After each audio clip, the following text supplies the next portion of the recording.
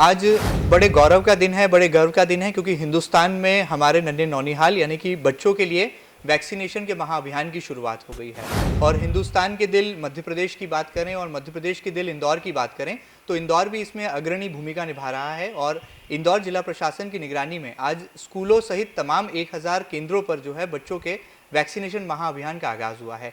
किस तरह से इसकी नींव रखी गई और आने वाले कल में कोविड की तीसरी लहर को लेकर क्या कुछ चुनौतियां हैं, तमाम मसलों पर बात करेंगे। और इंदौर जिले के प्रशासनिक मुखिया डीएम श्री मनीष सिंह जी के दिल की बात जानने समझने की कोशिश करेंगे। सर, सबसे पहले तो आपका बहुत बहुत स्वागत है कि कोरोना की इस तीसरी लहर की चुनौतियों के बीच में आपने समय निकाला और एमपी न्यूज़ के दर्शकों से आप रूबरू हो रहे हैं। सबसे पहले सर, आज बहुत ऐसा दिन है जब बच्चों के लिए एक बहुत लंबे समय से प्रतीक्षा था कि कब वैक्सीनेशन उनका शुरू होगा। आज शुरू हुआ, 1000 से ज़्यादा केंद्र बनाए गए। किस तरह से देखते हैं सर आप इसे, और इंदौर में इसकी कैसी अग्रणी भूमिका आपको दिखाई दी? 15 से 18 वर्ष के बच्चों के लिए वैक्सीनेशन के लिए निर्देश प्राप्त हुए थे। जी। जो भी एक क्लिनिकल ट्रायल्स हुए होंगे या जो भी टेस्ट हुए होंगे उस पर आईसीएमआर ने डायरेक्शंस दिए थे। जी। स्टेट गवर्नमेंट केंद्र सरकार से आने के बाद स्टेट गवर्नमेंट के डायरेक्शंस भी आए थे। आज लगभग पहले चरण था, आज पहला दिन था। कल से लगभग जो भी 1000 स्कूल से आइडेंटिफाई किए गए हैं 900 से 1000 के बीच में, सभी केंद्रों में कल परसों तक में एक टीम वैक्सीनेशन की बैठ जाएगी जो 15 वर्ष से 18 वर्ष के बीच के बच्चों का वैक्सीनेशन कराएगी। जिला शिक्षा अधिकारी को दायित्व सौंपा गया है। जितने भी ब्लॉक एजुकेशन ऑफिसर हैं, बीआरसी हैं, डीपीसी हैं, ये सब लोग और संकुल प्राचार्य हैं, विभिन्न जो स्कूल से जहाँ केंद्र बनाए जा रहे हैं वहाँ के प्राचार्य हैं, बच्चों से 1-to-1 कोऑर्डिनेट करके, उनके पेरेंट्स से कोऑर्डिनेट करके और बच्चों का वैक्सीनेशन आज से प्रारंभ हुआ है। आज मेरे ख्याल से 40 से 42 हज़ार करीब फिगर होना चाहिए। टोटल जो अभी एनरोल्ड बच्चे पाए गए हैं 1000 के लगभग स्कूल्स में, लगभग 2 लाख करीब संख्या है उनकी। और इसके अतिरिक्त भी कई ऐसे बच्चे होंगे जो गरीब बस्तियों में विशेष तौर पे होंगे जो एनरोल्ड नहीं होंगे, क्योंकि 9वीं से 12वीं के बीच में है। कई जगह बच्चे 5वीं के बाद नहीं भी रहते हैं, पर वो संख्या लगभग 15-20% करीब होगी।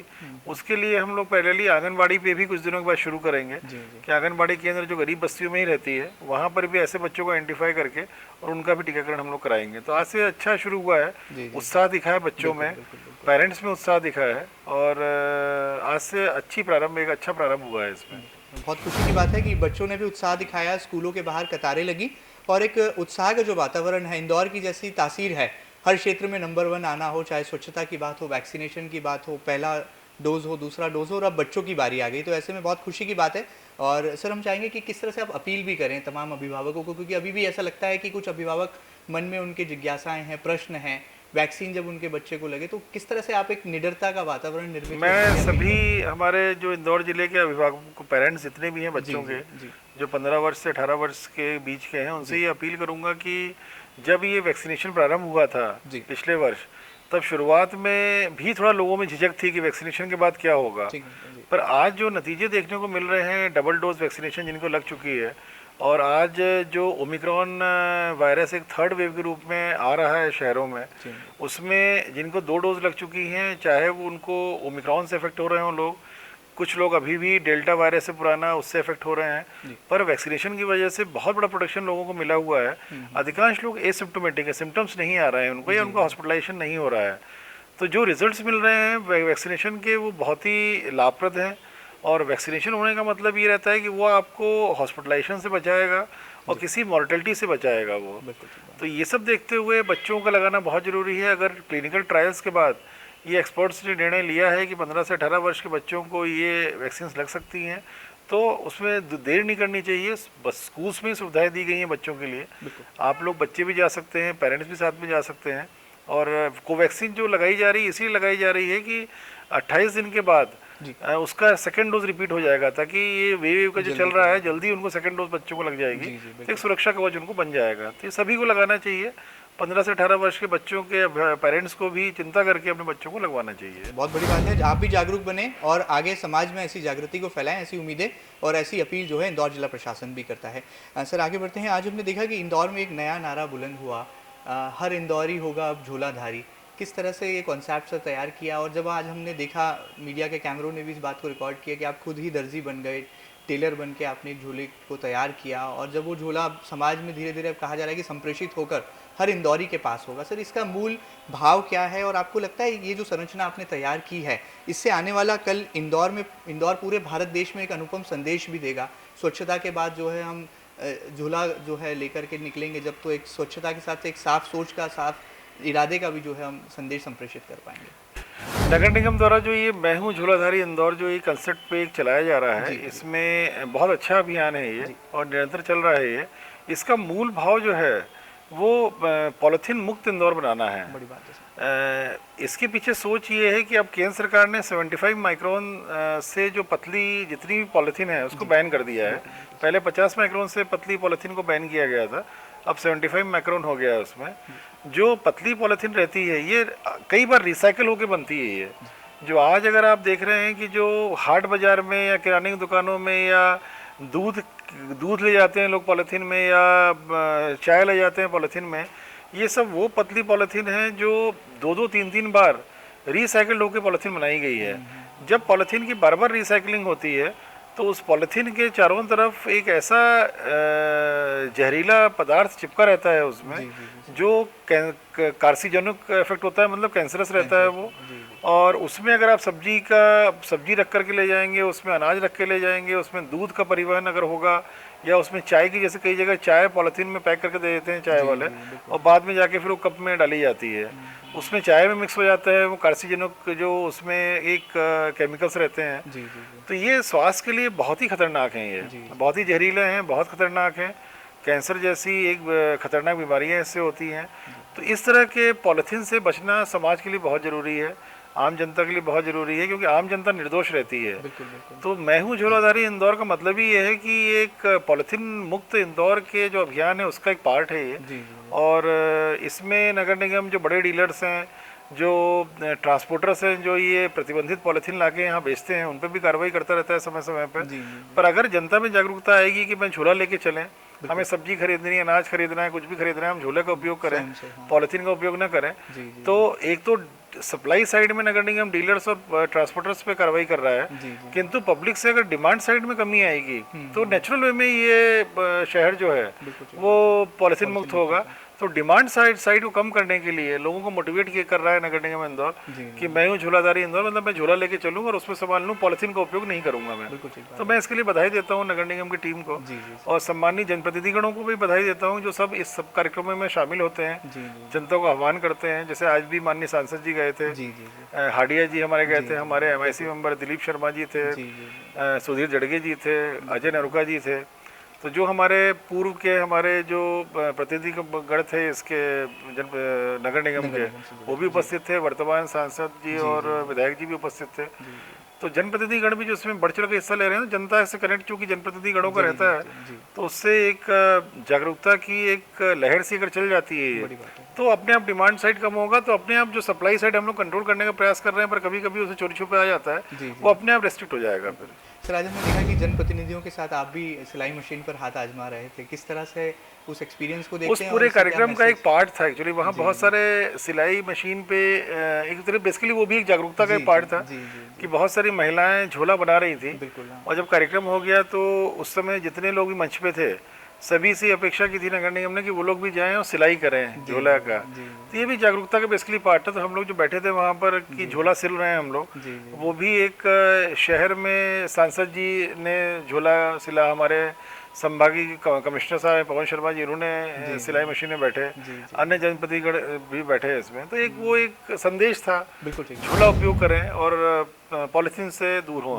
बिल्कुल ठीक बात है। हमारे देश के प्रधानमंत्री नरेंद्र मोदी जी भी आत्मनिर्भर भारत का सपना देखते हैं और उसी सपने को साकार करने की दिशा में मुझे लगता है इंदौर का ये जो बड़ा महाअभियान है, इंदौरी बनेगा झोलाधारी, ये जरूर एक भारत में अलग तरह की अलग जगह कर रहेगा। सर आगे बढ़ते हैं। इंदौर सर स्मार्ट सिटी की कैटेगरी का सबसे मुझे लगता है कि अव्वल दर्जे का शहर माना जाता है। हम शिखर पर विराजमान हैं। हर बड़ा प्रोजेक्ट, चाहे BRTS की बात करें या स्मार्ट सिटी के प्रारूप की बात करें, स्वच्छता के आइडियल मॉडल की बात करें, तो प्रदेश के मुख्यमंत्री शिवराज सिंह चौहान जी भी कह चुके हैं कि इंदौर में एक ऐसी ट्रेनिंग सेंटर बनना चाहिए जो कि अन्य जिलों को भी यहाँ से सीखने का अवसर मिले कि किस तरह से हमने स्वच्छता को अपने स्वभाव में उतारा है, आत्मसात किया है। आप क्या मानते हैं सर व्यक्तिगत तौर पर क्या इंदौर अब ऐसे आइडियल पोजीशन पर है कि हम स्वच्छता का मॉडल पूरे देश में प्रस्तुत कर सकते हैं और उन्हें सिखा सकते हैं, आगे बढ़ा सकते हैं? मेरे ख्याल से यहाँ की जनता ने, यहाँ के जनप्रतिनिधियों ने जिस प्रकार का एक स्वच्छता को स्वरूप दिया है और जिस प्रकार की आदतें लोगों में आई है, स्वच्छता के प्रति जागरूकता आई है, तो डेफिनेटली ये न केवल इस लार्ज स्केल पर जागरूकता जो आई है, ये विदेशों के शहरों में भी देखने को नहीं मिलती है। अगर बहुत सारे जो हमारे इंदौर के निवासी हैं वो जो विदेश से आते हैं शहरों से, उनका फीडबैक ये आता है कि मैनहट्टन में भी उनको गंदगी देखने को मिली। किसी का फीडबैक ये आता है कि लंदन की गलियों में गंदगी देखने को मिली। तो ऐसे इस तरह के फीडबैक आते हैं। तो यहाँ के शहर डेफिनेटली इस तरह का एक स्वरूप आया है जो रोल मॉडल बना है पूरे देश के लिए। इसमें माननीय मुख्यमंत्री जी ने इसमें जो एक कोई एक ऐसी ऑर्गेनाइजेशन या ऐसी संस्थान के बारे में सोचा था उन्होंने, और उसको लेके केंद्र सरकार में बात हुई थी। फिर माननीय सांसद जी हमारे वहाँ शहरी विकास मंत्रालय में माननीय मंत्री जी से ही मिले थे, केंद्रीय मंत्री जी से, वहाँ के सचिव महोदय से ही मिले थे। और फिर एक प्रोसेस चली इसमें। सेक्रेटरी साहब DS मिश्रा साहब जो अर्बन के उस तत्कालीन सेक्रेटरी थे, वो रिसेंटली अभी 7-8 महीने पहले इंदौर आए थे। तो IIM के डायरेक्टर साहब के साथ उनकी बैठक हुई थी, और एक IIM डायरेक्टर ने एक पूरा प्रोजेक्ट बना के भेजा है जिसमें कि अलग अलग पीरियड के कोर्सेज चलेंगे स्वच्छता को लेकर के। उसमें फील्ड विजिट्स इंदौर नगर निगम उसको ऑर्गेनाइज करेगा पूरा, जो उसके अलग अलग प्रोसेसिंग यूनिट्स चल रही हैं या ट्रांसफर स्टेशन चल रहे हैं या डोर टू डोर कलेक्शन किस प्रकार से हो रहा है, उसको तो पूरा प्रैक्टिकल जो उसकी ट्रेनिंग रहेगी वो नगर निगम उसमें इंश्योर करेगा। स्पीकर्स नगर निगम इंदौर से काफ़ी रह सकते हैं उसमें, वो भी जाएंगे। तो पूरा एक मॉडल बना के केंद्र सरकार को भेजा गया है, और अगर केंद्र सरकार से स्वीकृति होती है तो मेरे ख्याल से IIM इंदौर में इस प्रकार का एक ट्रेनिंग सेंटर का शुभारंभ होगा, जिसमें कि देश के सभी नगरीय निकायों से न केवल शासकीय कर्मचारी अधिकारी और बल्कि जो जनप्रतिनिधिगण हैं वो भी अपने अलग अलग कोर्सेज में भाग लेने आ सकते हैं। बड़ी बात है, एक अच्छी खुशखबरी है। और आने वाले कल में कहा जा सकता है कि जैसे कि जहाँ स्वच्छता है वहाँ सकारात्मकता है, और सकारात्मकता जहाँ है वहाँ आशा है, और उसी आशा की जो किरण है वो इंदौर IIM से शुरू हो सकती है, और इंदौर पूरे भारत देश में स्वच्छता का पाठ पढ़ाने के लिए अपनी महती भूमिका को आगे निभा सकता है। सर आगे बढ़ते हैं। मेट्रो की रफ्तार पर सर थोड़ी बात करने की इच्छा है, क्योंकि पिछले दिनों हमने देखा मुख्यमंत्री जी ने आधारशिला रखी, भूमि पूजन भी हुआ। आपको लगता है कि अब भी कुछ कमियां हैं कि मेट्रो प्रोजेक्ट के जो तमाम अवरोध हैं वो दूर तो कर लिए गए हैं, लेकिन जो काम की गति है अभी उसमें मुझे लगता है कि एक और गियर बदलने की आवश्यकता है? क्या आप भी व्यक्तिगत तौर पर महसूस करते हैं, क्योंकि चेयरमैन आप ही कहे जाएंगे सर, और मेट्रो के लिए जो प्रोजेक्ट के काम चल रहे हैं उस पर मॉनिटरिंग के लिए? डायरेक्टली इंदौर मेट्रो की या मेट्रो के प्रोजेक्ट्स की मॉनिटरिंग का डायरेक्टली तो हमको अधिकार नहीं, पर एक समिति जरूर शासन ने बनाई हुई है, जिसमें कलेक्टर को अध्यक्ष बनाया है। इसके कार्यों में जो भी समस्याएं आती हैं दूर करने के लिए, बाधाएं दूर करने के लिए, जो लैंड संबंधी बाधाएं थी वो तो लगभग सभी दूर हो चुकी हैं इनकी। जहाँ इनको मेट्रो स्टेशन बनाने थे, ज़मीन नहीं मिल रही थी, वो दिलवा दी है। सब स्टेशन बनाने के इश्यूज़ रिजॉल्व हो गए हैं इनके, डिपो बनाने का इशू रिजॉल्व हो गया है इनका। तो बहुत सारे इश्यूज़ थे इनके जो रिजॉल्व हो गए हैं। इन्होंने बिडिंग की है अलग अलग पैकेजेस में, उन बिडिंग में कॉन्ट्रैक्टर्स इनके आने वाले हैं, और वो जब मोबिलाइज होंगे तो मेरे ख्याल से इस गति आएगी थोड़ा, क्योंकि आगे MR10 में बापट के आगे तक का तो सेक्शन उनका पूरा चल रहा है काम, पर वहाँ से लेके सुपर क्वार्टर तक, एयरपोर्ट तक का पैकेज का अभी माननीय मुख्यमंत्री जी ने भूमि पूजन किया है। वो जब मोबिलाइज हो जाएगा कॉन्ट्रैक्टर तो उसमें गति आएगी। आगे के सेक्शंस के भी पैकेजेस अभी बंगाली चौराहे तरफ के भी अभी इनके प्रोसेस में हैं अभी, क्योंकि ये लाइन जो है ये पलासिया चौराहा होते हुए और स्ट्रेट जाएगी MG रोड होते हुए बड़ा गणपति तरफ। इसमें भी कई जगह अभी इनको फाइनल प्लानिंग करनी है अभी। तो इश्यूज़ हैं अभी कुछ, लगभग 50-60% इश्यूज़ तो कॉरिडोर के इश्यूज़ रिजॉल्व हो गए हैं। मैंने कहा शहर के अंदर आएंगे लोग तो इनको काफ़ी वर्किंग है। इनिशियल प्रेजेंटेशन हम लोगों ने देखा था, तो उसमें जो इनका अलाइनमेंट था खास तौर पे राजवाड़ा की तरफ का, उसमें हम लोगों ने चेंज प्रस्तावित किया है उसमें, कि जिस तरफ से लोग ले जा रहे थे वो रास्ता फिजिबल नहीं था, उसमें ट्रैफिक इनको नहीं मिलता उनको, और अब उसमें चेंज करके लोग फिर से लाएंगे तो हम लोग फाइनल कराएंगे।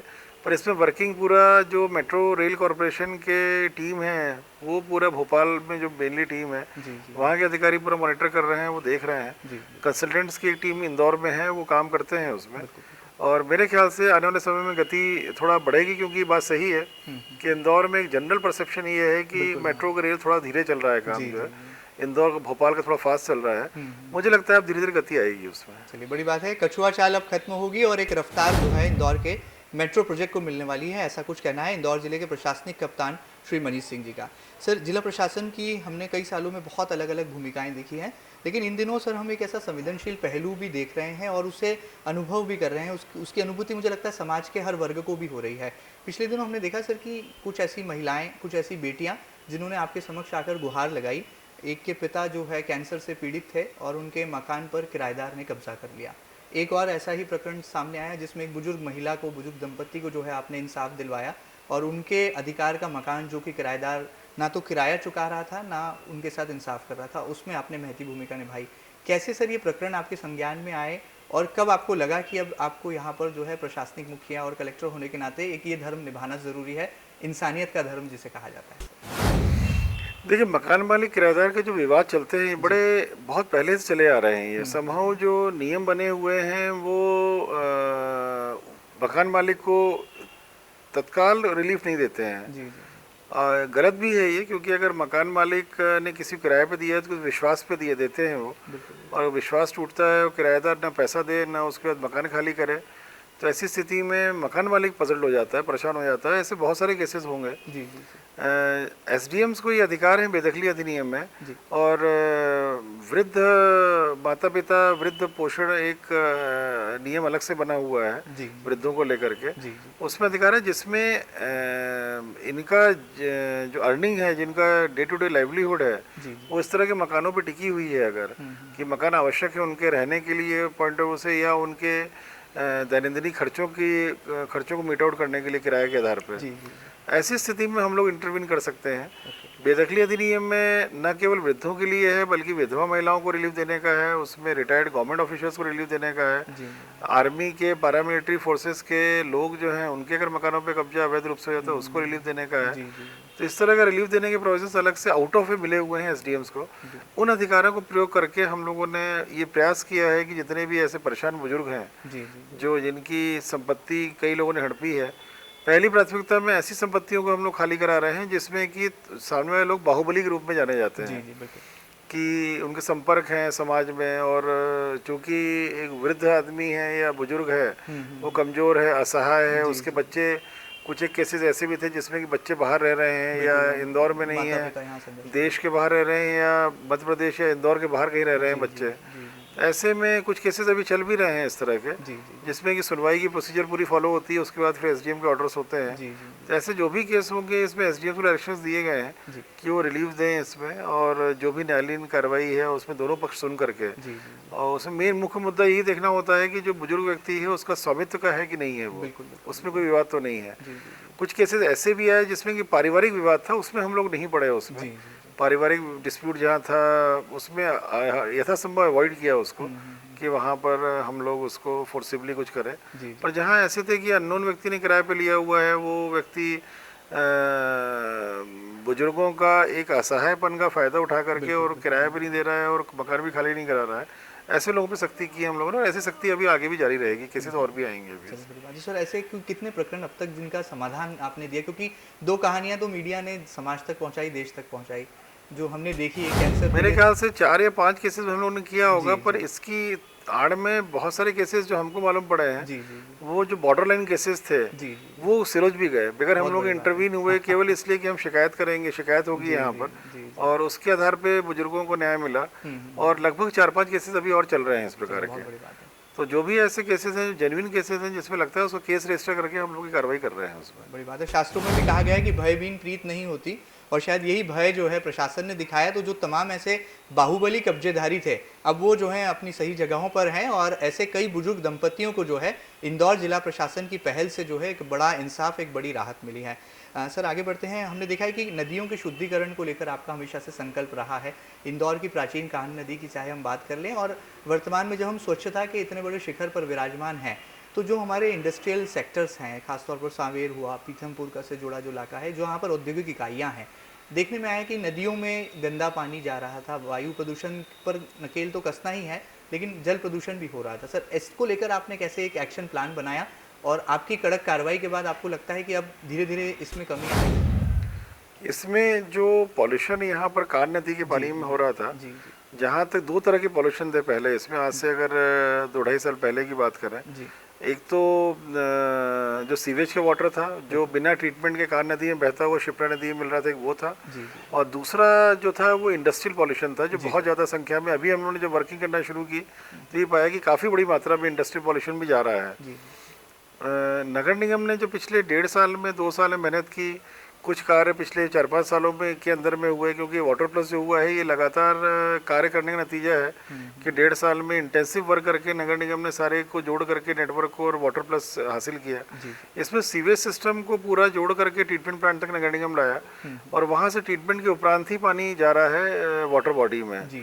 तो सीवेज जो जा रहा है 360 mld करीब है, वो लगभग आप मान के चलें कि पूरा ही ट्रीट होके जा रहा है। अगर कुछ पेरिफेरल एरिया में, कुछ जो पंचायत एरिया में आते हैं वहाँ कुछ कॉलोनीज ऐसी हो सकती हैं जिनका कि सीवेज मिक्स हो रहा हो जा करके, पर 360 mld जब ट्रीट होके जाता है उसमें डाइल्यूशन तो हो जाता है उस सीवेज का। दूसरा, जब वो 60 किलोमीटर ट्रेवल करता है तो 12 से 15 किलोमीटर में ही वो ऑक्सीडेशन के माध्यम से BOD COD level permissible limit में आ जाता है इनका। तो मुख्य मुद्दा जो था वो इंडस्ट्रियल पॉल्यूशन का था, जो इंडस्ट्रीज का पॉल्यूशन हो रहा है। जब इसमें हम लोगों ने वर्किंग शुरू की तो काफ़ी ज़्यादा पाया गया कि इसमें अवेयरनेस की कहीं ना कहीं बहुत ज़्यादा कमी है इंडस्ट्रियलिस्ट में। मॉनिटरिंग की भी सर कमी, हाँ, मॉनिटरिंग की कमी भी हो सकती है। पॉल्यूशन बोर्ड के पार्ट पे कुछ तो त्रुटियां रही हैं, इसको लेके इंडस्ट्रीज़ के लोगों में कुछ मामलों को लेके थोड़ा दुखी भी थे, थोड़ा आक्रोश भी था उनमें। तो पॉल्यूशन बोर्ड ने सब चीज़ें, वो चीज़ें स्ट्रीमलाइन करी हैं पूरी, और जो भी तकलीफ़ें थी पॉल्यूशन बोर्ड से, वहाँ के अधिकारियों ने उसको स्वीकार करते हुए और आगे उसको जो भी फैसिलिटेट कर सकते हैं इंडस्ट्रीज़ को वो पूरा कर रहे हैं। कुछ इश्यूज़ उनके पोर्टल के भी थे पॉल्यूशन बोर्ड के, जिसमें अधिकारियों का कोई उसमें रोल नहीं था, उसमें बस नहीं था उनका। इसमें अब हम लोगों ने जो कार्रवाई की है उसमें मुख्यतः 2 बातों पे अवेयरनेस हम लोग कर रहे हैं इंडस्ट्रीज का, कि एक तो अगर आप CTP सावेर इंडस्ट्रियल एरिया में, रोड में जो इंडस्ट्रियल एरिया में CTP 4 mld का बना है नगर निगम का, अगर उसमें ट्रीटमेंट के लिए जाना है तो प्राइमरी ट्रीटमेंट प्लांट लगा करके और उसकी BOD COD total suspended solid, उसमें ऑयल कंटेंट, ग्रीस वगैरह रहता है, उसका कितना होना चाहिए, pH वैल्यू, इसकी लिमिट्स हैं। जैसे COD आपकी 300 के अंदर रहनी चाहिए, आपकी BOD 30 के अंदर रहनी चाहिए, TSS टोटल सस्पेंडेड सॉलिड 1000 के अंदर रहनी चाहिए, pH आपका 6.5 से 9 के बीच में रहना चाहिए, और ऑयल एंड ग्रीस भी 10 मिलीग्राम पर कुछ यूनिट है उसके अंदर रहना चाहिए। तो इसके अगर परमिसिबल लिमिट के अंदर है तो आप CTP में भेज सकते हैं, जो ये लोग या लाइन में जोड़ते हैं, लाइन ही डली है तो टैंकर से भेजते हैं। CTP से जो फाइनली ट्रीटमेंट होकर निकलता है वो BOD 10 के अंदर रहेगा, COD भी आपका 30 के अंदर रहेगा। तो वो फिर वो पैरामीटर्स आते हैं जिसमें कि वाटर बॉडी में सीधे ही पानी छोड़ा जा सकता है। तकनीकी रूप तो ये चीज़ के लिए अवेयरनेस जरूरी है इंडस्ट्रीज में सभी में। तो उनसे चर्चा हुई है, अभी हम लोग एक मीटिंग भी करने वाले हैं, सभी इंडस्ट्री एसोसिएशन और सब जितने लोग जिनके यहाँ पर ये पॉल्यूशन वाला वाटर रहता है उनको एक पूरा हम लोग उनको अवेयरनेस भी करेंगे। उसमें पॉल्यूशन बोर्ड के सभी अधिकारी रहेंगे, पॉल्यूशन बोर्ड के अधिकारियों के समक्ष और इंडस्ट्री समक्ष जो हम लोग गाइड करेंगे इनको, वही पैरामीटर पॉल्यूशन बोर्ड के सभी अधिकारी पालन करेंगे। एक थोड़ा ये भी इनको इंडस्ट्रीज को दर्द था कि सब पॉल्यूशन बोर्ड में अधिकारी, हर अधिकारी अलग मापदंड बतलाता है कि आपको ये करना है, उसको लेके कन्फ्यूजन था। पर कहीं ना कहीं इसमें मेरा ये मानना है कि इंडस्ट्रीज को भी, ठीक है, उनकी जो समस्या है उसको हम लोग एड्रेस कर रहे हैं, क्योंकि इंडस्ट्रीज का रहना भी बहुत ज़रूरी है। एम्प्लॉयमेंट जनरेशन होता है, कई हज़ारों लोगों की घर के चूल्हे नहीं इंडस्ट्रीज की वजह से चल रहे हैं, इकनॉमी को सपोर्ट करते हैं, तो उनका रहना, उनका चलना, उनको फैसिलिटेट करना भी बहुत ज़रूरी है इंडस्ट्रीज़ को। पर कहीं ना कहीं इंडस्ट्रीज़ के जो मालिक लोग हैं उनको शहर हित में और बच्चों के भविष्य को देखते हुए कि वो अपना भविष्य संवारने के लिए बच्चों की भी ये जिम्मेदारी का पालन करना चाहिए कि जो बिजनेस कर रहे हैं उसमें अगर ऐसा एफ्लुएंट निकल रहा है जो जहरीला है तो उसको वो ट्रीटमेंट करने के बाद ही भेजें, और उसमें जो भी उनको बारीकियां समझनी है, कंसल्टेंट्स हैं इस फील्ड में बहुत सारे, ETP प्लांट्स के बहुत सारे मैन्युफैक्चरर्स हैं, सब लोगों को आइडिया है कितना क्या पैरामीटर्स रहने चाहिए, तो वो उनको करना चाहिए उसमें। तो इसके लिए अभी बैठक भी हम लोग कर रहे हैं, उसमें फिर से इन सबसे समझाएंगे हम लोग और ये अपेक्षा रखेंगे कि ये लोग करें। पर ये जरूर है कि किसी भी ऐसी फैक्ट्री को जिसका गंदा पानी वाटर बॉडी में जा रहा है उसको हम लोग चलने तो नहीं देंगे। अब जो है इसमें माननीय मुख्यमंत्री जी भी बहुत गंभीर हैं। शिप्रा की ये पानी जाके शिप्रा नदी में मिलता है और शिप्रा की नदी में मिलने से वहाँ पर जो लाखों की संख्या में श्रद्धालु आते हैं अलग अलग समय में, उनको तकलीफ होती है, आचमन वगैरह सब करते हैं, वो लोग डाइल्यूशन नहीं हो पाता है। इसको लेके संत महात्माओं ने वहाँ प्रदर्शन भी किया था, अभी भूख हड़ताल में बैठे थे, धरना प्रदर्शन में बैठे थे। फिर उस संत महात्मा यहाँ भी आए थे देखने के लिए। जी। तो ये सब चीज़ें ऐसी हैं, कहीं ना कहीं एक धार्मिक भावना को भी आयात कर रही, ना केवल अपने ग्राउंड वाटर को, वाटर बॉडी को पॉल्यूट करके भविष्य खराब हो रहा है अपने बच्चों का, बल्कि कहीं ना कहीं धार्मिक भावनाएं भी आहत हो रही हैं। जी। तो ये बड़ा स्पष्ट है कि राज्य शासन भी इसमें बहुत सख्त है बिल्कुल। कि इस तरह की किसी भी इंडस्ट्री को हम लोग अलाउ नहीं करेंगे जिससे कि पोल्यूशन का थोड़ा ही वाटर निकले। शहर के अंदर बहुत इंडस्ट्रीज है, मैं आज आपके इस मीडिया के माध्यम से उनको भी सचेत करना चाहूँगा। उनकी सूची भी है हम लोग के पास में, अभी कार्रवाई करना शुरू नहीं की है हम लोगों ने। शहर में बहुत सारी इंडस्ट्रीज ऐसी हैं जो अपना गंदा पानी, इंडस्ट्रियल वेस्ट जो है, जो उनको ट्रीटमेंट करके बाहर निकालना चाहिए, उन लोगों ने सीधे नगर निगम की सीवेज लाइन में जोड़ रखा है। वही बड़ा ऑब्जेक्शनेबल है वो।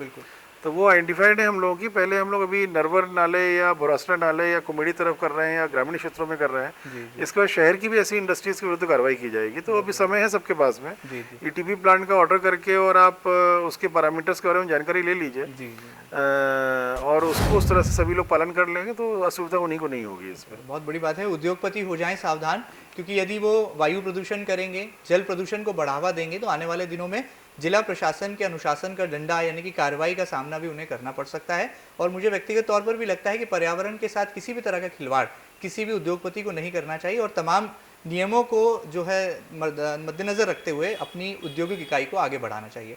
सर, एक सवाल मेरे जहन में था, पिछले दिनों कहा गया जब पुलिस कमिश्नर सिस्टम लागू होने की जानकारियां आई, फिर कमिश्नर सिस्टम लागू भी हुआ, कहा गया कि जो जिलाधीश होंगे अब उनके अधिकारों में कटौती हो जाएगी, जिले के जो तमाम जिम्मेदारियां हैं वो उसका बोझ जो है पुलिस कमिश्नर साहब के कंधों पर ज़्यादा होगा बनिस्बत डीएम साहब के। तो क्या सर ऐसा तो कुछ परिवर्तन हुआ नहीं? सरकार ने मसौदा भी तय कर दिया, सिस्टम भी लागू हो गया। आप व्यक्तिगत तौर पर क्या महसूस कर पा रहे हैं? पुलिस कमिश्नर सिस्टम लागू होने के बाद कितना ईज और कितना कंफर्ट आपके लिए भी बढ़ा है? व्यक्तिगत तौर पर आप क्या मानते हैं सर? देखिए, बहुत पहले से चल रही थी ये कि पुलिस कमिश्नर, पुलिस आयुक्त बढ़ाने लाई जाएगी और अल्टीमेटली ये सब जो चल रहा था ये इसलिए चल रहा था कि जनता को त्वरित रिलीफ मिले। और डेफिनेटली शासन का ऐसा कोई भी निर्णय है, आज अगर इंदौर बड़ा हो गया है और अगर क्राइम रेट बढ़ रहा है या कॉम्प्लिकेटेड क्राइम्स हो रहे हैं, तो अगर अभी 2 एसपी के भाग में बटा हुआ था और अब उसको 4 एसपी भाग में बांट दिया है, तो डेफिनेटली अगर एक एसपी के पास पहले जितने थाना वो करते थे उसके आधे थाने रहेंगे तो मॉनिटरिंग ज़्यादा बेहतर होगी। पर इसके साथ साथ ये भी जरूरी है कि जो स्टाफ बढ़ता जा रहा है धीरे धीरे कि थानों का पुलिस बल भी बढ़ाया जाए इसमें।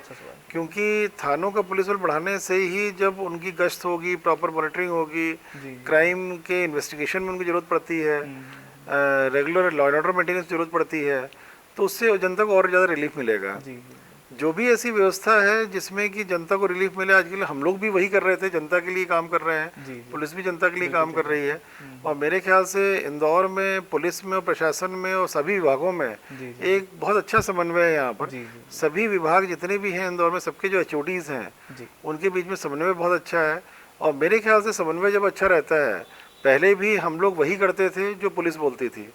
अगर हमारे DIG साहब उसमें कपूरिया साहब थे या उसके पहले हरिनारायणचारी सर थे, तो हम लोग भी जो क्राइम के पार्ट पे अगर अधिकार हम लोग के पास भी थे, तो हम लोग भी पुलिस की ओपिनियन लेते थे उसमें और पुलिस की ओपिनियन लेके ही करते थे। और अब पुलिस खुद करेगी उसको जो है, तो इसमें कोई पावर से बहुत ज़्यादा वो नहीं होता है। और चलता है इशू हमेशा ये, इसको ये भी कोई वो बात नहीं है कि रेवेन्यू वर्सेस पुलिस वाली कोई बात नहीं रहती है, ये सब चलता है कि सब पावर कम हो जाएंगे। पर मेरा मानना ये है कि वैसे ही इतने अधिकार हैं, इतने एक्ट हैं कि अगर आज भी हम लोग सभी एक्ट जिनको ध्यान नहीं दे पाते थे, अगर उन एक्ट में और उन धाराओं में ध्यान दें हम लोग, जो स्टिल आज मजिस्ट्रेट्स के पास में है, तो उस सब फील्ड में भी, जैसे फॉर एग्जांपल बेदखली अधिनियम में वृद्धों को एक न्याय दिलाने का मामला है, यही अपने आप में एक बड़ा अधिकार है जो SDMs पास में है और इससे आप जनता की रियल सेवा कर सकते हो। तो ऐसे बहुत सारे अन्य अधिनियमों पर ध्यान देने की आवश्यकता है जिसमें कि अभी तक ध्यान नहीं दे रहे थे। SDMs को जरूर 107-16 में चूँकि केसेस उनके यहाँ कम आएंगे, ये वो रजिस्टर 107-16 SDMs खुद करेंगे स्वी मोटो, वही केसेस चलेंगे उनके यहाँ। थाने से जो इस्तेगासे बन के आते थे वो अब DCP के यहाँ जाएंगे, तो उससे SDMs थोड़ा वर्कलोड उस मामले में, क्राइम के मामले में कम होगा उनका। पर उनको SDMs को कहीं ना कहीं रेवेन्यू मैटर से भी ध्यान देने की आवश्यकता है। तो अगर वहाँ से कुछ समय बच रहा है उनका, तो डेफिनेटली उसका फायदा रेवेन्यू मैटर से मिलेगा, क्योंकि इंदौर में राजस्व के काम बहुत महत्वपूर्ण है। एक छोटी सी त्रुटि करोड़ों अरबों का फायदा नुकसान दे जाती है सामने वाले को, तो इसलिए यहाँ राजस्व के मामलों में बहुत सतर्कता रखनी जरूरी है। और क्राइम जितना समय जा रहा था, जी जी और डाइवर्ट होकर रेवेन्यू में जाएगा तो मेरे ख्याल से उसमें रिलीफ डेफिनेटली लोगों को मिलेगी। तो ये कहा जा सकता है सर कि आप और पुलिस कमिश्नर सर अब 1 और 1 11 होकर के जो है इंदौर जनता पहले भी हम लोग 1 और 1 11 थे, हम लोग जी। पहले भी 1 और 1 11 थे, आज भी 1 और 1 11 रहेंगे। बहुत बड़ी बात है। तो यहाँ पर पुलिस कमिश्नरी सिस्टम को लेकर जो तरह-तरह के कयास, जो तरह-तरह की बातें, चर्चाएँ, सोशल मीडिया पर जो तरह की गॉसिप्स चल रही थी, उन तमाम गॉसिप्स का एक बड़ा जवाब जो है इंदौर जिले के प्रशासनिक मुखिया डीएम श्री मनीष सिंह सर ने दिया है। सर, इंदौर के मास्टर प्लान को लेकर बहुत समय से इंतजार हो रहा है और मुझे लगता है जो इंदौर के अच्छे सामाजिक कार्यकर्ता हैं, जो पर्यावरणविद हैं और जो इंदौर की चिंता करते हैं, जिन्होंने देवी अहिल्या की नगरी का एक सफ़र देखा है, इस विकसित मिनी मुंबई की शक्लें लेते महानगर इंदौर का, आप क्या मानते हैं सर, मास्टर प्लान तैयार है और क्या आपने प्रारूप पर पूरी सारे पैमानों पर जो है चर्चाएं कर ली और जल्द ही जनप्रतिनिधियों के साथ बैठ कर के इस पर एक अंतिम मुहर लगने वाली है? मास्टर प्लान के तैयार करने के पहले जो एज स्टडी होती है जी जी कि अभी वर्तमान डेवलपमेंट क्या है, उसका वेरिफिकेशन, वो सब चीज़ें हो चुकी हैं। जी उसका नोटिफिकेशन में होकर के आपत्तियाँ आमंत्रित करनी थी, वो भी हो चुका है। जी जी और जो स्टेक होल्डर्स मीटिंग होती है लगभग 90% बैठकें हो चुकी हैं। स्टेक होल्डर्स मीटिंग में कलेक्टर का रोल रहता है और 1-2 स्टेक होल्डर्स बची हैं, बाकी वही पूरी हो जाएंगी। इसके बाद ड्राफ्ट तैयार होगा और ड्राफ्ट बन के डायरेक्टर टीएनसीपी के पास जाएगा। तो उनके अप्रूवल के बाद फिर उस पर आपत्तियाँ बुलाई जाएंगी। उन आपत्तियों पे सुनवाई फिर कलेक्टर की अध्यक्षता वाली समिति रहती है, वो करती है। और उसके वो जब उसमें जो जनप्रतिनिधि गण भी रहते हैं, वो जो समिति निर्णय लेती है वो फाइनली फिर जाती है भोपाल, और भोपाल में फाइनल एक मास्टर प्लान का फिर जो प्रारूप रहता है उसका फाइनल प्रकाशन होता है। अभी मेरे ख्याल से जो टारगेट अभी है जनवरी एंड या फरवरी तक में, मतलब जनवरी एंड और फरवरी के अंत के बीच में प्रारूप तैयार हो जाना चाहिए इंदौर का। और प्रारूप तैयार होकर के फिर वो उस पर जो आगे इनके टीएनसीपी विभाग में डायरेक्टर वगैरह एनालिसिस करते हैं, जो देखते हैं वो देखेंगे और प्रारूप प्रकाशन होगा। मुझे लगता है कि चूंकि माननीय मुख्यमंत्री जी ने भी प्रायोरिटी इसको ले रखा है, तो ये फरवरी तक में तो जाकर के अंत तक इसका प्रारूप प्रकाशन होना चाहिए। चलिए, बड़ी बात है। नया मास्टर प्लान कैसा होगा, इसका स्वरूप जो है हमें बहुत जल्दी पता चलेगा, लेकिन ये भी तय है कि इस मास्टर प्लान के मुताबिक ही अब इंदौर के नए विकास की नई उड़ान भी जो है तय हो पाएगी। सर, एक व्यक्तिगत सवाल मेरे जहन में था, हम देखते हैं रात दिन 24 घंटे आप सक्रिय रहते हैं, जनता की सेवा के लिए लगे रहते हैं, कभी प्रशासनिक संकुल में, कभी रेसिडेंसी में, कभी क्राइसिस कमेटी की बैठक में, कभी अस्पताल संचालकों के साथ, कभी मेडिकल एसोसिएशन के साथ, कभी बैंक के जो तमाम पदाधिकारी अधिकारी उनके साथ। 24 घंटे सतर्क रहना, अलर्ट रहना, प्रशासनिक मुखिया होने का दायित्व निभाना, व्यक्तिगत समय कब निकल पाता है? और आपकी जो हॉबी है, क्योंकि जब हम इतनी चुनौतियों से लड़ते हैं तो हमें कहीं ना कहीं अपने लिए भी वक्त देना होता है और अपने जो शौक होते हैं, अपनी जो हॉबी होती है, चाहे हम किसी खेल से जुड़े हों तो उसे पूरा करना होता है। किस स्पोर्ट्स को आप पसंद करते हैं और अपनी हॉबीज़ के लिए कैसे वक्त निकालते हैं? देखिए, नौकरी में जब से आए हैं हमेशा ऐसे चार्जेस रहे हैं कि उसमें कहीं ना कहीं एक अपनी शासकीय जिम्मेदारियों पे ज़्यादा वक्त देना पड़ा है। जी जी और हॉबी ऐसे नहीं बोल सकते हैं, पर ये जरूर है कि सुबह थोड़ा जल्दी उठ के और रेजिडेंसी क्लब जाते हैं और वहाँ पर लॉन टेनिस हम लोग ग्रुप बना हुआ है पहले का, तो वो लॉन टेनिस का हम लोग का 6 बजे से गेम प्रारंभ होता है वहाँ पर। तो लगभग 1 घंटा हम लोग वहाँ खेलते हैं और बाकी तो ठीक है, उसके बाद घर आकर के फिर वही अपनी दिनचर्या शुरू हो जाती है। तो केवल लॉन टेनिस ही जो है आपको एक एनर्जी देता है, एक बूस्टअप देता है, हर दिन की जो सुबह है सुहानी बना देता है? सुबह कुछ ना कुछ तो करना चाहिए सभी को, जितने भी लोग हैं। मैं तो अपने ऑफिस के सब स्टाफ को ही बोलता हूँ कि कुछ नहीं, भले अगर कोई खेल नहीं रहा है, जैसे अगर हम ही लोग खेलने कभी नहीं गए तो मॉर्निंग वॉक कर लेते हैं, या जब कोविड था क्लब्स बंद पड़े हुए थे तब कभी साइकिलिंग कर लेते थे, कभी वॉकिंग कर लेते थे उस समय। तो कुछ ना कुछ तो करना चाहिए व्यक्ति को, और सभी के लिए ज़रूरी है कुछ एक्सरसाइज करना। जनरल हेल्थ के लिए ज़रूरी रहता है, उससे दिन में काम करने की शक्ति भी, एनर्जी बनी रहती है उसमें। चलिए, तो आज आपने जान लिया कि इंदौर कलेक्टर सर की जो फिटनेस है उसका राज क्या है, और लॉन टेनिस खेलने के लिए वो वक्त निकाल लेते हैं, और शायद यही उनकी जो हर सुबह है वो सुहानी होती है और तमाम चुनौतियों को वो पार करके अपनी भूमिका का निर्वहन करते हैं। सर, इंदौर से आपका बहुत गहरा नाता रहा है। जब से मैंने पत्रकारिता शुरू की, आपने इंदौर में एडीएम पद पर भी जो है जिम्मेदारी संभाली, फिर आप नगर निगम के निगमायुक्त बने, कमिश्नर रहे, और अब प्रशासनिक कप्तान हैं। किस तरह से आपने इंदौर को जिया है सर? क्योंकि इंदौर की जो तासीर है, एक तो नंबर 1 बनने की जो आदत है, आपने निगमायुक्त होते हुए इंदौर को ऐसे सोपानों पर, ऐसी उड़ानों पर, ऐसे ऊंचाइयों पर ले जाकर बिठा दिया कि अब इंदौर वालों की तासीर में नंबर 1 की आदत शुमार हो गई है। कैसे आपने इंदौर से ये गहरा नाता, एक कनेक्टिविटी, और आपको कितना एक ईज़, एक कंफर्ट मिलता है जब आप इंदौर की जनता की सेवा के लिए दिन रात लग जाते हैं? हमने देखा कोविड के दौरान जब लॉकडाउन में जनता अपने घरों में बंद थी, आप सड़क पर थे, मैदान में थे, ग्राउंड पर थे, स्वास्थ्य विभाग के साथ थे, डॉक्टर्स के पास थे। तो ये कितना ईज आपको लगता है इंदौर से जो कनेक्टिविटी आपकी बन गई है सालों पुरानी? देखिए, इंदौर एक बड़ा शहर है और इंदौर एक सेंसिटिव भी बहुत है, मैं मानता हूँ बहुत संवेदनशील भी है, सेंसिटिव भी है और यहाँ के लोग बहुत अच्छे हैं। आपको अगर ज्योग्राफी का आइडिया है, अगर आपको लोगों का आइडिया है, अगर 1-to-1 अप्रोच होता है लोगों का, मेरे ख्याल से कोई भी ऐसा काम नहीं होगा जो अगर आप बातचीत ना कर लो। कुछ केसेस में हो सकता है कि ऐसा नहीं हो जहाँ पर कि माफिया टाइप की गतिविधियाँ रहती हैं या जहाँ माफिया टाइप के लोग रहते हैं जिनको कि वहाँ बहुत बड़ा अमाउंट इन्वॉल्व रहता होगा, तो वहाँ छोड़ करके बाकी तो अगर प्रशासन को सहयोग चाहिए, कोई कोविड मैनेजमेंट के लिए प्रशासन को चाहिए सहयोग चाहिए, किसी अन्य कार्य के लिए, तो आप कोई भी कार्य हो उसमें कोई मना नहीं करते लोग यहाँ पर। और उनसे अगर संवाद बना रहे, एक हेल्दी रिलेशनशिप बनी रहे, ऐसे जितने अच्छे लोग हैं जिनसे संवाद बना हुआ है, हेल्दी रिलेशनशिप, ये उनको या उनके किसी जान पहचान में किसी के साथ कुछ अन्याय हो रहा हो, किसी का कुछ समस्या आ रही हो, उसमें हम लोगों की जिम्मेदारी बनती है कि ऐसी समस्या ना आने दें उनको।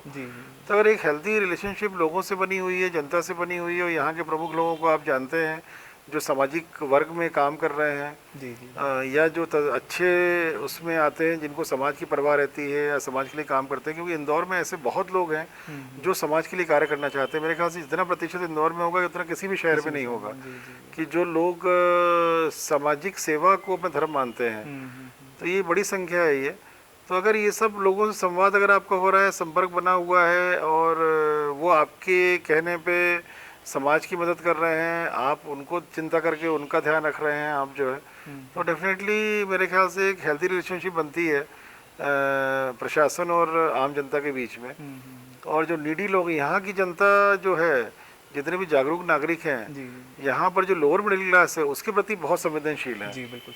अगर आपने देखा होगा कि कहीं भी हम लोगों से गलतियाँ भी हुई हैं तो जनता ने फिर वो जो संवेदनशील लोग हैं उन्होंने बख्शा नहीं सोशल मीडिया में। जी बिल्कुल। तो हम लोग ये भी चिंता रहती है कि कोई ऐसी गलती ना हो जाए कहीं पर भी जिसमें कि यहाँ की जो एक गरीब वर्ग है या जो एक लोअर मिडिल क्लास वाला वर्ग है उसको कोई तकलीफ हो कुछ।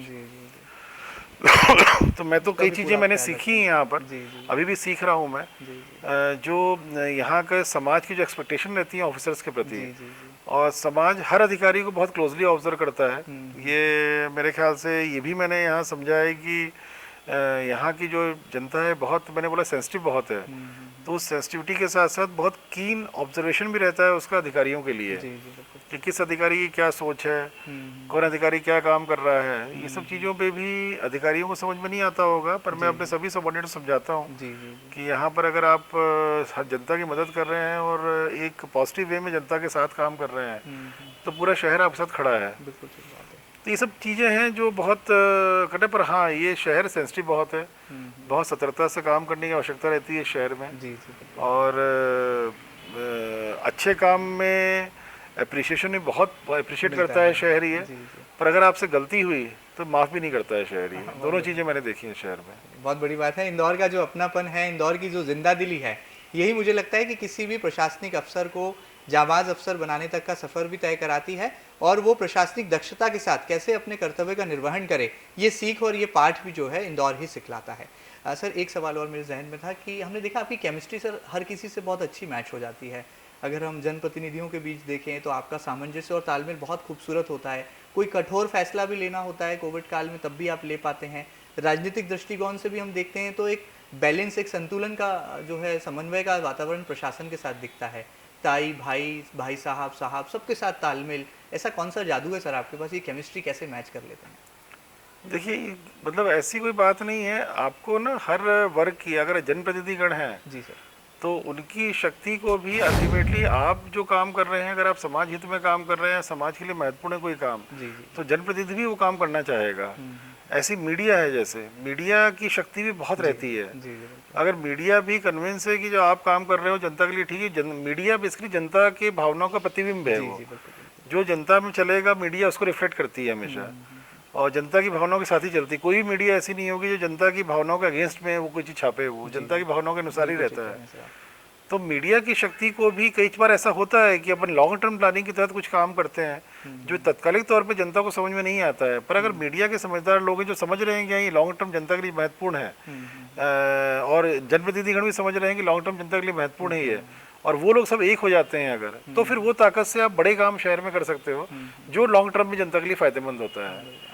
तो अगर शहर में बेसिक परिवर्तन करना है या शहर में कई चीज़ें चेंज करनी है, अगर मान लीजिए आप फॉर एग्जांपल जल प्रदूषण को ही रोकना है, इनिशियली थोड़ा फैक्ट्रीज को तकलीफ होती है कि आपको लाखों रुपए का प्लांट लगाना है, आपको सतर्क रहना है, इसमें कई जगह दंडात्मक कार्रवाई भी चल रही हैं, पर एंड ऑफ द डे तो वही लोग गौरवान्वित फील करेंगे जब ये शहर में पाया जाएगा कि ये शहर ऐसा है जहाँ पर कि एक भी इंडस्ट्री गंदा पानी यहाँ के वाटर बॉडीज में नहीं छोड़ रही है।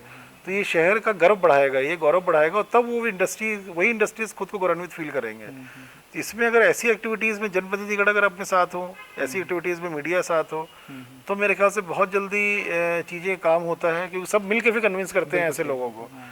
तो इसलिए अगर आपका काम ऐसा है कि जो लॉन्ग टर्म में सिटी को फ़ायदा दे रहा है, समाज को फ़ायदा दे रहा है, नागरिकों को फ़ायदा दे रहा है, तो फिर यहाँ के जनप्रतिनिधि बहुत अच्छे हैं और मीडिया भी बहुत अच्छी है, तो दोनों फिर सब मिल के काम होता है। अकेले कोई अधिकारी, हाँ, कोई भी अधिकारी अकेले कुछ काम नहीं, कोई भी अकेले कुछ काम नहीं कर सकता है, हमेशा टीम वर्क से होता है, कलेक्टिवली होता है। तो ये सब ताकतें हैं जिनको कि जो प्रशासन को सहयोग करती हैं, तो आसान हो जाता है काम सबका। बहुत बड़ी बात है, बहुत राज की बात यहाँ पर सर ने बताई है। और मुझे भी व्यक्तिगत तौर पर लगता है कि जब टीम एफर्ट्स होते हैं तो तालमेल और संतुलन अपने आप बन जाता है, और जब अफसर खुद ही सूझबूझ के साथ आगे कदम बढ़ाते हैं तो जनप्रतिनिधि भी उनकी हाँ में हाँ मिलाते हैं, और शायद इंदौर में के साथ भी यही खूबसूरत केमिस्ट्री जो है दिखाई दे रही है। सर बहुत सारा समय लिया सर, जाते जाते हम तो ईश्वर से यही प्रार्थना करेंगे कि ओमिक्रॉन की जो तीसरी लहर है ये ना आए, और हालांकि राधा स्वामी कोविड केयर सेंटर की जो बड़ी परिकल्पना आपने पहले संजोई थी वो फिर एक बार बन करके तैयार है। यदि केसेस बढ़ते हैं तो वहाँ पर उनका अच्छे से इलाज हो पाए, उन्हें उपचार मिल पाए, इसकी व्यवस्थाएं जिला प्रशासन ने, स्वास्थ्य विभाग के अमले ने कर रखी है। आप क्या मानते हैं सर, क्या हम लोग तीसरी लहर की ओर तो हैं, लेकिन अभी भी कहीं सावधानियाँ हमें बरतने की ज़रूरत है, कहीं चूक हो रही है? और इंदौर के वो नागरिक जो मुझे लगता है कि इंदौर के डीएम मनीष सिंह जी की हर बात में हाँ में हाँ मिलाते हैं, वो इनकार भी नहीं करेंगे, तो आप उनसे क्या अपील करेंगे कि हम इससे भी बच जाएं और फिर वो पुराना एक काला सीन हम ना देख पाएं? देखिए, अभी जो केसेस आ रहे हैं इसमें जो ट्रेंड समझ में आ रहा है, चाहे जीनोम सीक्वेंसिंग से हो रहा है, चाहे एक लेबोरेटरीज में एस जेन स्क्रीनिंग एक किट्स आती हैं जिसमें कि ओमिक्रॉन के बारे में डिटेक्शन होता है। ऑफ कोर्स 100% एक्यूरेसी नहीं है उसमें, पर जितने भी 80% भी एक्यूरेसी है तो एक ट्रेंड समझ में आता है। तो अभी लगभग 40 से 50% ओमिक्रॉन केसेस होंगे अभी, और 50 से 60% पुराने डेल्टा के केसेस चल रहे हैं। तो कहीं ना कहीं डेल्टा के केसेस घातक हो सकते हैं। डेल्टा केसेस जो पहले देखे गए थे घातक थे, ओमिक्रॉन के बारे में ऐसा बोला जा रहा है कि डाइल्यूट है, पर होता क्या है कि जब आपकी संक्रामक क्षमता 7-8 गुना ज़्यादा बढ़ी है, भले आपके हॉस्पिटलाइजेशन परसेंटेज बहुत डाउन हो रहा है ओमिक्रॉन में, पर संक्रामक क्षमता ज़्यादा है, तो फिर ऐसे केसेस में जब हॉस्पिटल से प्रेशर पड़ना शुरू होता है, संख्या बढ़ती है फिर हॉस्पिटल एडमिशन्स की, तो उसमें जब प्रेशर पड़ता है और तो पैनिक होती है उसमें, और उसमें फिर अल्टीमेटली डैमेजेस होते हैं कि जेन्युइन लोगों को कई बार बिस्तर नहीं मिल पाते हैं क्योंकि अस्पतालों की क्षमता सीमित है।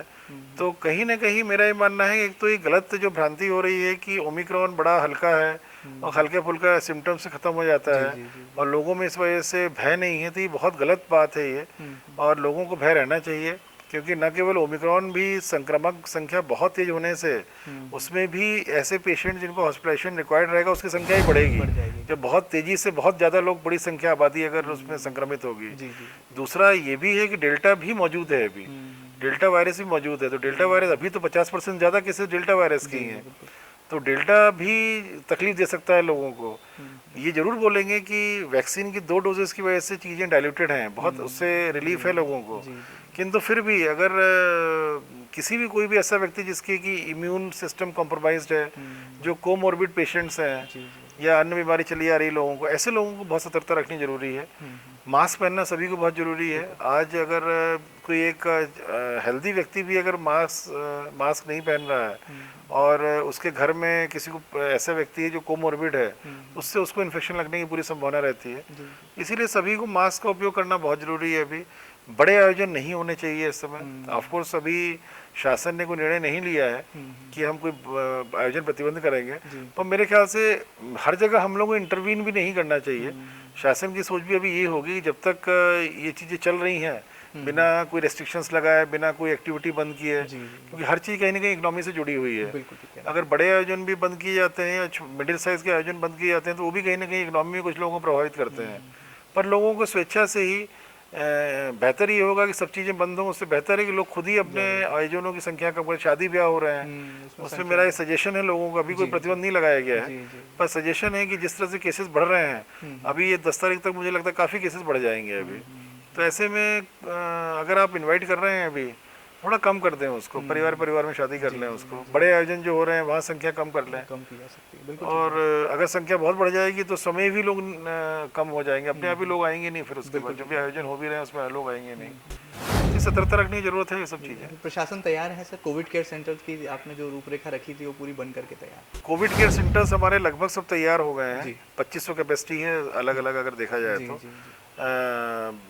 हमारा जो कोविड कंट्रोल कमांड सेंटर है उसमें आज हमारी सब बेसिक व्यवस्थाएं हो गई हैं, उसमें 1-2 दिन में वो भी हम लोग चालू कर देंगे। वहाँ से जो होम आइसोलेशन में पेशेंट्स को हम लोग रख रहे हैं इस समय, उनको हम लोग डेली मॉनिटरिंग करेंगे उनकी, और वहाँ टेलीमेडिसिन की सुविधा भी रहेगी, और वहाँ कंट्रोल रूम पे एक नंबर भी रहेगा जिसमें कि लोग हॉस्पिटल्स कहाँ कोविड पेशेंट्स भर्ती हो रहे हैं वो भी जानकारी मिलेगी। जो मुख्यमंत्री आयुष्मान योजना है जहाँ फ्री इलाज होगा कोविड का, ऐसे 49 हॉस्पिटल्स को फिर से पंजीयन करने के लिए हम लोगों ने प्रपोजल दिल्ली भेज दिया है। वो भी मेरे ख्याल से 1-2 दिन में आ जाएगा, तो वहाँ भी उपचार हम लोगों का फ्री में शुरू हो जाएगा कोविड का।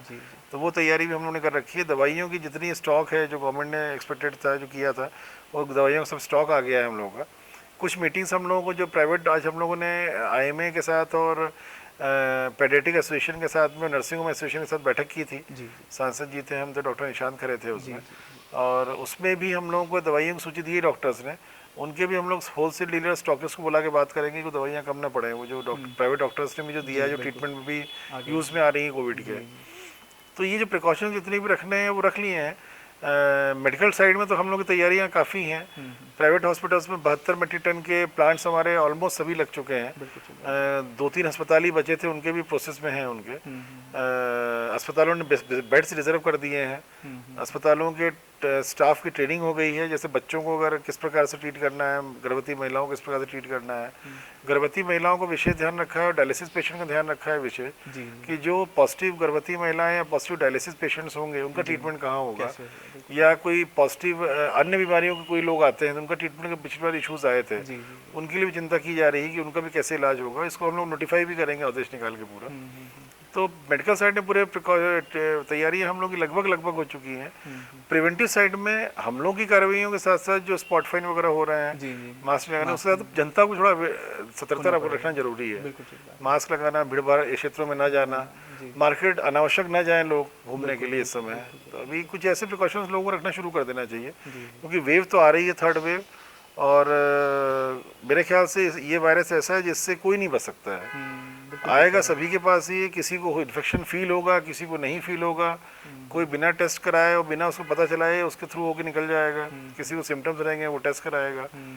और टेस्ट सभी को कराना चाहिए, टेस्ट से भय नहीं होना चाहिए। अगर किसी को घर में सिम्टम्स आए किसी एक व्यक्ति को, तो उसमें सभी घर वालों को प्रिकॉशनरी टेस्ट करा लेना चाहिए। बहुत बड़ी बात है।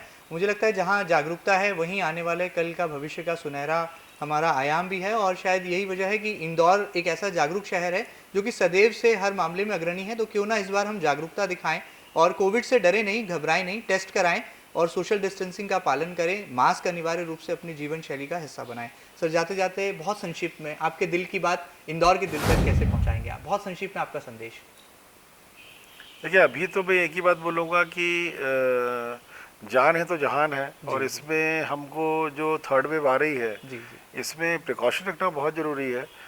मास्क का उपयोग सभी लोग करें, भीड़ भाड़ इलाकों में जाने से बचें, और थोड़ा एक सेल्फ डिसिप्लिन रखना ज़रूरी है कि किसी भी एक व्यक्ति को इन्फेक्शन होता है और उससे किसी कोमोर्बिड पेशेंट को अगर इन्फेक्शन हो जाता है तो सीधे सीधे उसकी जान को खतरा उत्पन्न होता है, क्योंकि 50% आज भी डेल्टा का ही वायरस पाया जा रहा है। ओमिक्रॉन 50% ही आया होगा अभी।